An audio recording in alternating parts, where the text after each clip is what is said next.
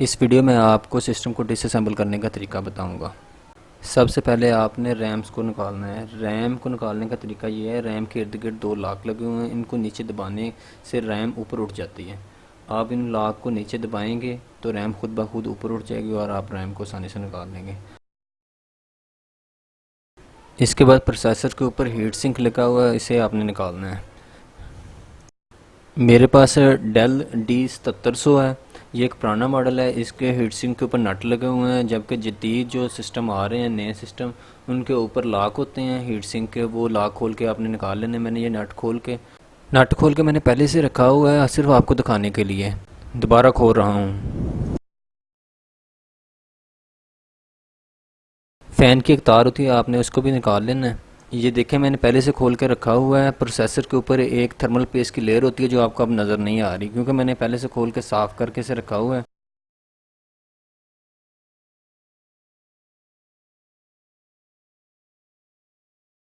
ये जी अब हमारा प्रोसेसर आ गया।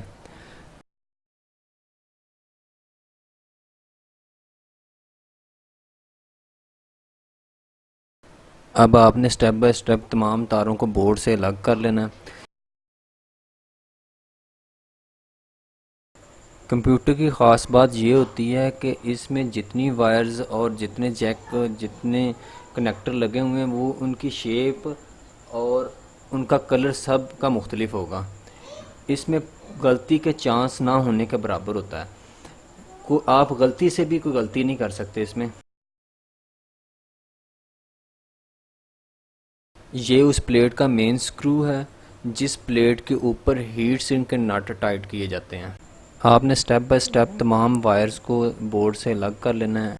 गर्मियों में सिस्टम की परफॉर्मेंस बहुत स्लो हो जाती है, क्योंकि मट्टी गर्द वगैरह सिस्टम में आ जाती है। फ़ैन स्लो चलते हैं, फ़ैन वगैरह पर भी मट्टी वगैरह काफ़ी धूल जम जाती है। आपने इसको सिस्टम को, इसकी परफॉर्मेंस बेहतर करने के लिए आप एक दफ़ा इसकी सफाई करें और तमाम चीज़ें बाहर निकाल के अच्छे से सफाई करें।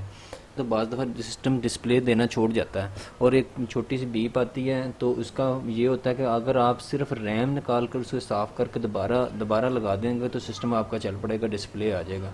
लेकिन अगर आप जनरल सफाई कर दें तो वो बेहतरीन है। फिर बोर्ड को बाहर निकालते हुए बहुत ज़्यादा एहतियात की ज़रूरत है। बोर्ड में छोटे छोटे लॉक होते हैं, आप श्योर करें कि लॉक तमाम साइड पे हो चुके हैं। इसमें काफ़ी धूल और मट्टी नज़र आ रही है। और हाँ, आपको अगर डर लग रहा है कि मुझे याद भूल जाएगा कौन सी वायर मैंने कहाँ से उतारी थी, तो इसका आसान तरीका है कि आप सिस्टम को डिसअसेंबल करते हुए उसकी वीडियो बनाएं और वीडियो की तरफ देख देख कर आप उसको असेंबल कर लें। अब हार्ड डिस्क की बारी है। हार्ड में दो वायर लगी होती हैं, दोनों वायर बाहर निकाल लेनी है।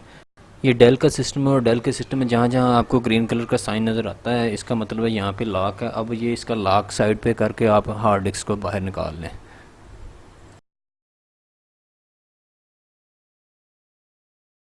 ये सिस्टम आपका मुकम्मल तौर पर डिसअसेंबल हो चुका है। इसमें अब सिर्फ डीवीडी रूम रह गया और इस सप्लाई इसकी हम अलहदा कर लेते हैं।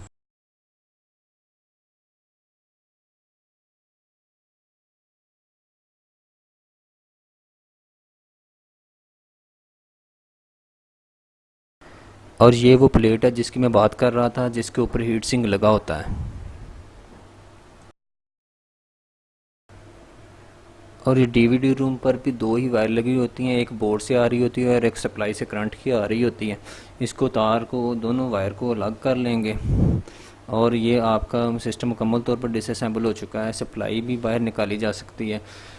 डीवीडी रूम के साथ लॉक होता है, इसको लॉक को आसानी से आप प्रेस करके इसको बाहर निकाल सकते हैं।